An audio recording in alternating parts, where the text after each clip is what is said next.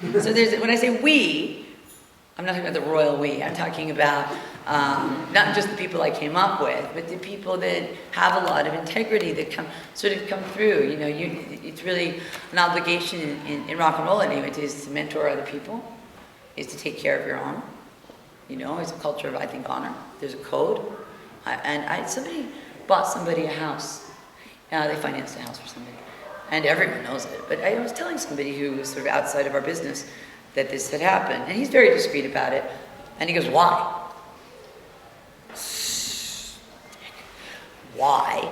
Why? Because this person gave up their career at the age of 25, whatever age, went away to an obscure state, spent 25 years as a housewife, came back to New York City, was busted. That's why. So of course you buy her a house. That's what you do. You take care of each other. And if you don't have a culture of honor, you're lost. You know, you're lost. Because I would prefer to see, rather than currency changing hands, I would prefer to see trades.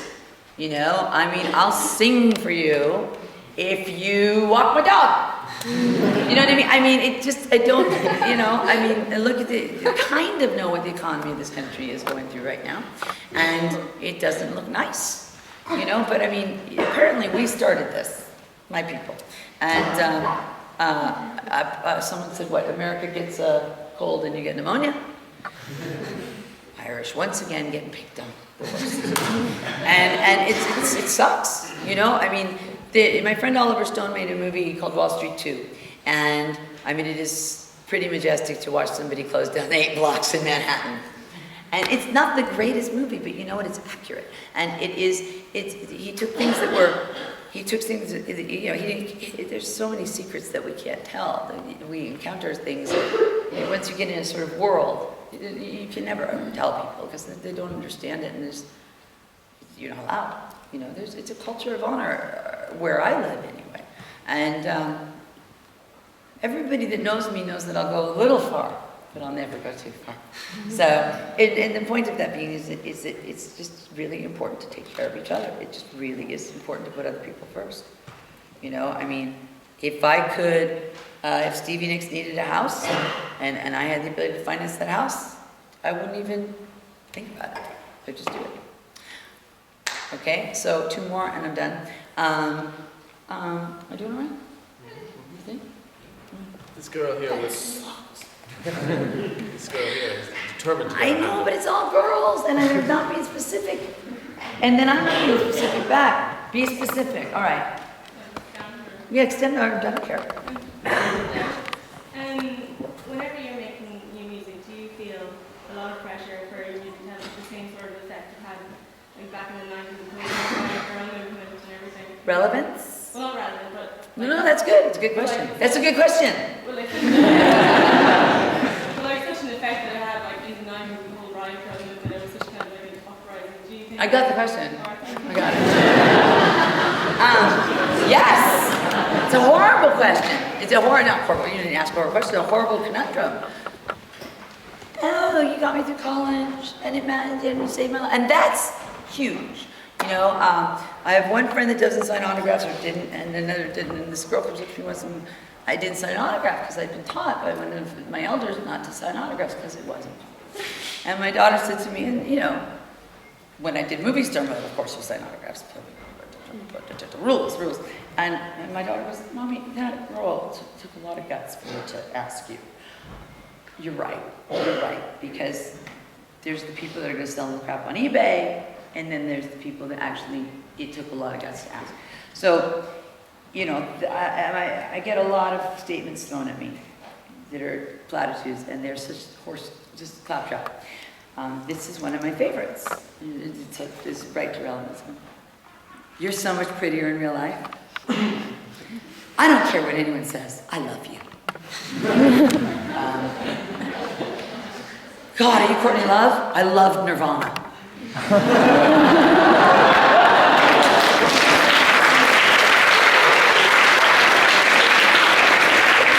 Oh, they get darker than that. Let's see. When I was 14, and she's already on her first facelift. how to be au courant. You know, I think you just do it. This is like the lesson of downloading a lot of Jack White and listening to a lot of older cats is like, you can't want the same things all the time. You can't just like, you know, I had an argument with a former bandmate, this guy Eric, who used to be in Hole. It's never going to happen. I'm never going to play music with that guy again. He broke the code. He broke the code. First of all, he's an MBA, so out the door, he's an accountant. He already was. You know, what did Eric do in my band? If you know anything about my history of my band, what did Eric really do? Eric took for every money that, for all the money I stripped for at Jumbo's Clown Room on that pole. His economy was, for every $5 you make, you get to keep 2, and I put 3 towards the band. So he was a good treasurer, and I'm a sharer. I split everything 4 ways all the time. You know, and you know what I don't understand is why would you take something?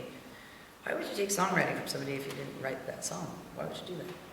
So one of the things my crazy, colossal trip here, I went to this Tony Robbins business mastery course in Canary Wharf. There's all these like guys from the city and me, just like, and they're all panicking because their life is about numbers. You know, they've learned all these things: numbers, tricks, shortcuts, greed. Numbers, tricks, shortcuts, greed. And then me and I have a girl that we're doing fashion, we're doing clothes, weird clothes. We're doing clothes of stuff that we find and repurposing it, but trying to make it beautiful. And this beautiful garbage, if you will, which suits me well. It's my sort of aesthetic. And so but she's from Liverpool, and she's got that northern curse of thinking that, I'll always be a peasant. It's like, no, you can be a plutocrat. Come on, Pippa. We're going to Tony Robbins. And he stands up there and is like, yes! And you have to stand up and go, yes, yes, yes! It's, you know, it's really hard to show enthusiasm if you've been a sour-faced vinegar punk most of your life.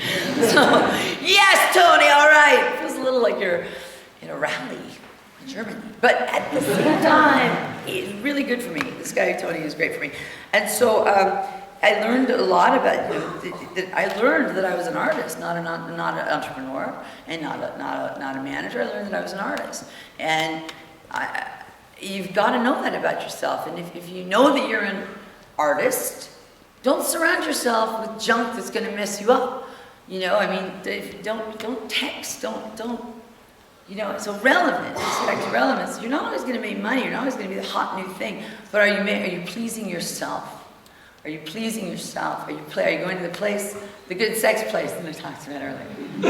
Because ultimately, that's all that matters. You know, when you die alone, which you do, you know, I mean, it's like, you know, you think about, I suppose, I haven't died this lifetime. Oh, yeah, yes, I have. But, you know, I mean, I suppose you think about grace. How many, you know, you think about how much grace have you given? How much grace have you taken? How much grace? You know, it comes out of grace.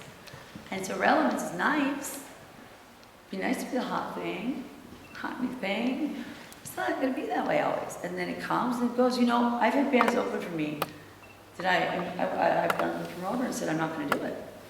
I grew up on him or her.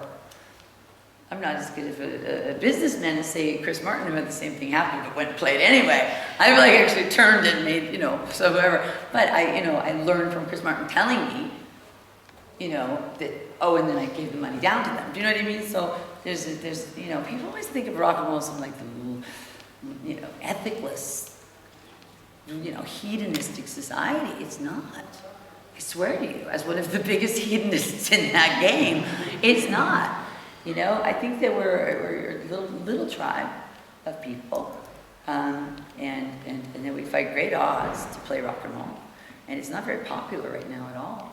People don't really download a ton of it, and you know, and there's a lot of ethics to it. So I hope that answered your question. Yeah, kind of. Because I'm still trying to answer that myself. Because Eric said to me, he goes, "Relevant is a Billy Corgan word," because he said the other R word. Reunion. And I was like, death. Okay, death. I have a friend who I'm sure he won't mind this. He lives down the street from me. He was in Bad Company all day, every year, every day. And he loves it. Can you imagine feel like making love Simon loves it. He's the drummer. He's the drummer. He's a freak. He doesn't. I think he loves it. I die. I would die. I can't. I have to go forward. And if no one's going to follow me, that's fine. As long as I feel good about it in my heart. I think that was a good answer. It wasn't fast. It was good. All right. I guess one more. Yeah. Can I have a boy? A well-dressed boy. Male with facial hair. Awesome. All right. Ms. Love, it's an honor, and this question came to me 10 years ago in a dream, and I've been dying to ask it ever since. What is your favorite flavor of ice cream? What is your favorite flavor of ice cream? That's cool. The doors opened and closed in the elevator just before you got a chance to answer it. Pistachio, I guess. Pistachio.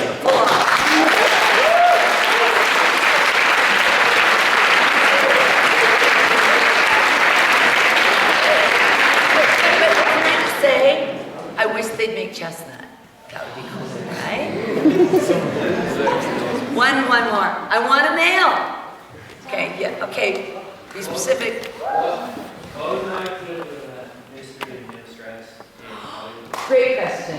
What was it like to live with Mystery and Neil Strauss? Do you know actually? And you know, Florence and her posse are leaving my house. You know, Neil's coming tomorrow to my house, right?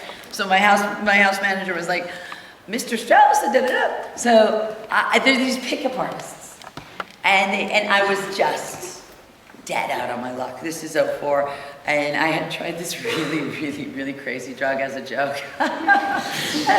And there's pictures of every time I did it, and it's a really bad look. So, and I didn't even do it that long, you know, but it makes you a psycho, and no one wanted to be around me. So they took all my money, they took my kid, I put my kid with the grandma, and I had no place to go. So I went to live in the pickup artist's house with this guy, a friend of mine who used to be the rock critic for the New York Times, and a pickup artist named Mystery. And he wrote a book that became a New York Times #1 bestseller called The Game, about how to pick up women. Now I've fought with my feminist friends about why Neil is not a sexist. He's just not. But most of you don't even know what he's talking about. He's going to go online to something called the seduction community, okay? I'm not joking, okay? This is a full thing. The only thing that's really embarrassing to me about that book is I didn't know the guy was calling himself Tyler Durden, okay? That's lame. I'm from Portland. Chuck Pachulnik, I knew him. Marla is sort of like, you know, it comes a little close to home. The reason I even bailed on the movie industry was because I wasn't in Fight Club. Like, Tyler Durden? Oh, Neil. But the rest of it was fine, except I didn't like the sex stuff in there so much. To me, Neil Strauss is a really cool record collector. Like, that's how I know it. He was here last year. He was? Yeah. That's one. And those guys, the thing is though, he needs a girl version. He needs a girl version. I found the chick. She can pick up anybody. She is the best pickup artist female I have ever met in my life. And she's awesome. So he needs like the girl version. Because you can't always just play a guitar and go, you. You know what I mean? It's like, and then sustain it. You can't always play a guitar and then go, you. But you know, and then sustain it, right? So it's like, you know, well, what do we, I have no game.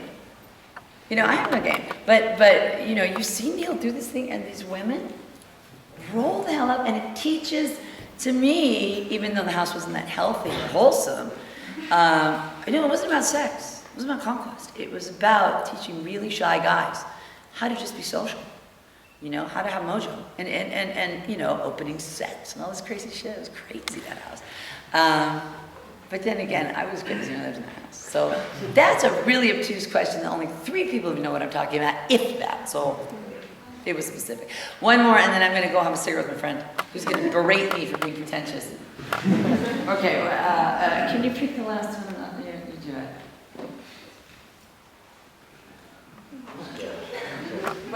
Oh, okay, yes. Hi, my name's Aaron. Aaron. Lauren. Lauren.